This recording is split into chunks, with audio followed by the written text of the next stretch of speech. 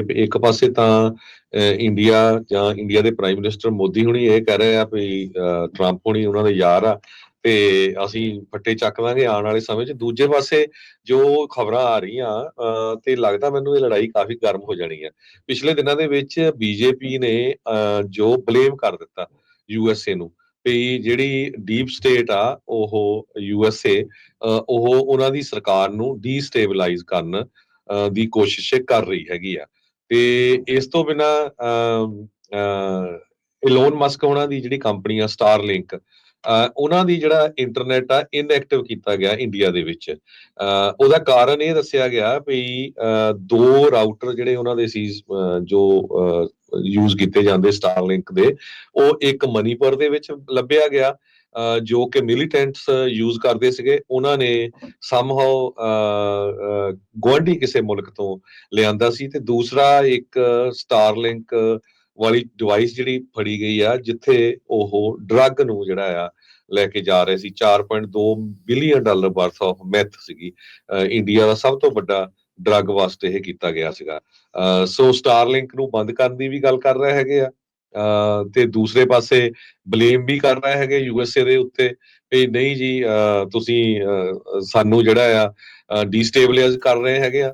ਤੇ ਤੀਜੇ ਪਾਸੇ ਟਰੰਪ ਉਹਨਾਂ ਨੇ ਪਿਛਲੇ ਦਿਨਾਂ 'ਚ ਇਹ ਵੀ ਕਹਿ ਦਿੱਤਾ ਵੀ ਇਹ ਤੁਸੀਂ ਏਦਾਂ ਨਾ ਸੋਚੋ ਵੀ ਸਾਡੇ ਤੇ ਟੈਕਸ ਲਾ ਦੋਗੇ ਟੈਰਿਫ ਤੇ ਅਸੀਂ ਤੁਹਾਡੇ ਤੇ ਉੱਤੇ ਨਾ ਲਾਈਏ। ਕਹਿੰਦਾ ਵੀ ਜੇ ਇੰਡੀਆ ਵਾਲੇ 100% ਟੈਰਿਫ ਅਮਰੀਕਾ ਦੀਆਂ ਚੀਜ਼ਾਂ ਤੇ ਲਾਉਂਦੇ ਆ ਤੇ ਅਸੀਂ ਵੀ ਇਹੀ ਕੰਮ ਕਰਾਂਗੇ। US ਦੇ ਪ੍ਰੈਜ਼ੀਡੈਂਟ ਡੋਨਲਡ ਟਰੰਪ ਉਹਨਾਂ ਨੇ ਪਿਛਲੇ ਦਿਨਾਂ ਦੇ ਵਿੱਚ ਸਟੇਟਮੈਂਟ ਦਿੱਤੀ ਹੈਗੀ ਆ। ਕਹਿੰਦੇ if India charges a 100% tariff on US goods US will do the same in return। ਸੋ ਇਹ ਉਹਨਾਂ ਨੇ ਚੇਤਾਵਨੀ ਵੀ ਦਿੱਤੀ ਹੈਗੀ ਆ। ਸੋ ਦੇਖਦੇ ਆ 20 ਜਨਵਰੀ ਤੋਂ ਬਾਅਦ ਜਿਹੜਾ ਆ ਕੀ ਕੁਝ ਬਣਦਾ ਹੈਗਾ।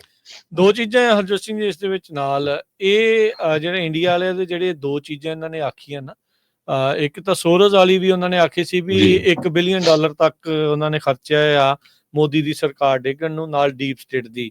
ਇਹ ਉਹ ਗੱਲਾਂ ਆ ਜਿਹੜੀਆਂ ਟਰੰਪ ਹੁਣਾਂ ਦੇ ਨਾਲ ਮੇਲ ਖਾਂਦੀਆਂ ਆ। ਉਹ ਉਹਨਾਂ ਨੂੰ ਵਰਗਲਾਉਣ ਦੀ ਜਿਹੜੀ ਕਹਿ ਸਕਦੇ ਆ ਵੀ ਇੱਕ ਕੋਸ਼ਿਸ਼ ਆ। ਐਂਟੀ ਸੋਰਸ ਜਿਹੜਾ ਰਿਪਬਲਿਕਨ ਪਾਰਟੀ ਉਹ ਹੈਗੀ, ਉਹਦੇ ਵਿੱਚ ਆਪਾਂ ਨੂੰ ਪਤਾ ਹੀ ਆ ਸੋਰਸ ਨੂੰ ਕਿਸ ਤਰੀਕੇ ਦੇ ਨਾਲ ਰਾਈਟ ਵਿੰਗ ਜਿਹੜਾ ਉਹ ਦੇਖਦੇ ਆ। ਸੋ ਉਹ ਗੱਲਾਂ ਕਹਿ ਰਹੇ ਆ। ਡੀਪ ਸਟੇਟ ਦੇ ਵੀ ਉਲਟਾ ਆਪਾਂ ਨੂੰ ਇਹ ਪਤਾ ਵੀ ਟਰੰਪ ਹੁਣੀ ਉਹਨਾਂ ਦੇ ਨਾਲ ਜਿਹੜੇ ਸਾਥੀ ਆ ਕਿਸ ਤਰੀਕੇ ਦੇ ਨਾਲ ਆ। ਸੋ ਮੈਨੂੰ ਤੇ ਇਹ ਲੱਗ ਰਿਹਾ ਵੀ ਇਹ ਬਿਆਨਾਂ ਦੇ ਨਾਲ ਉਹ ਟਰੰਪ ਉਹਨਾਂ ਨੂੰ ਆਪਣੇ ਖੇਮੇ 'ਚ ਕਰਨ ਦੀ ਜਿਹੜੀ ਉਹ ਕੋਸ਼ਿਸ਼ ਨਾਲ ਦੇ ਨਾਲ ਕਰ ਰਹੇ ਹੋ ਸਕਦੇ ਆ। ਟਰੰਪ ਹੁਣੀ ਕਰਦੇ ਕੀ ਆ ਇਹ ਦੇਖਣ ਵਾਲੀ ਗੱਲ ਆ। ਬ੍ਰਿਕ ਨੂੰ ਉਹਨਾਂ ਨੇ ਸ਼ਰੇਆਮ ਧਮਕੀ ਦਿੱਤੀ ਆ, ਚੇਤਾਵਨੀ ਦਿੱਤੀ ਆ। ਤੇ ਗੁੱਡਸ ਦੀ ਜਿਹੜੀ ਤੁਸੀਂ ਕਿਹਾ ਆ ਇਹ ਇਹਨਾਂ ਨੇ ਆਪਣੇ ਪਹਿਲੇ ਕਾਰਜਕਾਲ ਦੇ ਵਿੱਚ ਵੀ ਕੀਤਾ ਸੀਗਾ। ਉਹ ਕਹਿੰਦੇ ਸੀ ਵੀ ਜਦੋਂ ਤਾਂ ਤੁਸੀਂ ਇੰਡੀਆ ਵਾਲੇ ਇਨਫੀਲਡ ਬੁਲਟ ਇੱਥੇ ਲਿਆਉਂਦੇ ਉਦੋਂ ਕਹਿੰਦੇ ਵੀ ਤੁਸੀਂ ਟੈਕਸ ਨਾ ਲਾਓ, ਟੈਰਿਫ ਨਾ ਲਾਓ, ਤੇ ਜਦੋਂ ਹਾਰਲੇ ਡੇਵਿਡਸਨ ਉਧਰ ਜਾਂਦਾ ਤੇ ਤੁਸੀਂ ਉੱਤੇ 100% ਤੋਂ ਵੀ ਵੱਧ ਇੰਪੋਰਟ ਡਿਊਟੀ ਲਾ ਰਹੇ ਆ ਤੇ ਅਸੀਂ ਵੀ ਤੁਹਾਡੇ ਵਾਲੇ ਦੇ ਉੱਤੇ ਲਾਵਾਂਗੇ। ਸੋ ਹੋ ਸਕਦਾ ਆ ਵੀ ਪੈਸੇ ਦੀ ਭਾਸ਼ਾ ਜਿਹੜੀ ਆ ਉਹ ਮੋਦੀ ਹੁਣੀ ਜਲਦੀ ਜਿਹੜੀ ਉਹ ਸਮਝਣ ਤਾਂ ਟਰੰਪ ਹੁਣਾਂ ਦੀ ਗੱਲ ਕਿਸ ਤਰੀਕੇ ਦੇ ਨਾਲ ਮੰਨਦੇ ਆ ਜਾਂ ਆਪਣੇ ਖੇਮੇ 'ਚ ਉਹਨਾਂ ਨੂੰ ਕਰਦੇ ਆ। ਅਬ ਕੀ ਵਾਰ ਟਰੰਪ ਸਰਕਾਰ, ਅਬ ਕੀ ਵਾਰ ਮੋਦੀ ਸਰਕਾਰ, ਇਹ ਆਪਸ ਦੇ ਵਿੱਚ ਘਿਓ ਖਿਚੜੀ ਹੋਏ, ਅਸਲ 'ਚ ਘਿਓ ਖਿਚੜੀ ਹੁੰਦੇ ਆ ਜਾਂ ਵੱਖ-ਵੱਖ ਹੋਣ ਦਾ ਕੋਈ ਇਹਨਾਂ ਦੇ ਵਿੱਚ ਅੱਗੇ ਫਰਕ ਪੈਂਦਾ ਆ। ਇਹ ਦੇਖਣ ਵਾਲੀ ਜਿਹੜੀ ਉਹ ਗੱਲ ਰਹੇਗੀ। ਸਮਾਂ ਆਪਣੇ ਪ੍ਰੋਗਰਾਮ ਦਾ ਅੱਜ ਦਾ ਇੱਥੇ ਜਿਹੜਾ ਹੁਣ ਸਮਾਪਤ ਆ। ਮਿਲਾਂਗੇ ਅਗਲੀ ਵਾਰ। ਇਸ ਤੋਂ ਅਗਲਾ ਪ੍ਰੋਗਰਾਮ ਮਸੂਦ ਮੱਲੀ ਹੁਣਾਂ ਦੇ ਨਾਲ ਤੁਸੀਂ ਸੁਣੋਗੇ 11:30 ਵਜੇ ਤੱਕ ਤੇ 11:30 ਤੋਂ 1 ਵਜੇ ਤੱਕ ਪ੍ਰੋਗਰਾਮ ਨਜ਼ਰੀਆ, 1 ਤੋਂ 2 ਪ੍ਰੋਗਰਾਮ ਕੁਝ ਗੱਲਾਂ ਕੁਝ ਗੀਤ, 2 ਤੋਂ 2:30 ਜਿਹੜੇ ਮਨਦੀਪ ਪੁਨੀਆ ਦੇ ਨਾਲ ਬਿਯੋਂਡ ਦਾ ਹੈਡਲਾਈਨ ਪ੍ਰੋਗਰਾਮ, 2:30 ਤੋਂ 3 ਵਜੇ ਤੱਕ ਪ੍ਰੋਗਰਾਮ ਪੇਸ਼ ਕੀਤਾ ਜਾਵੇਗਾ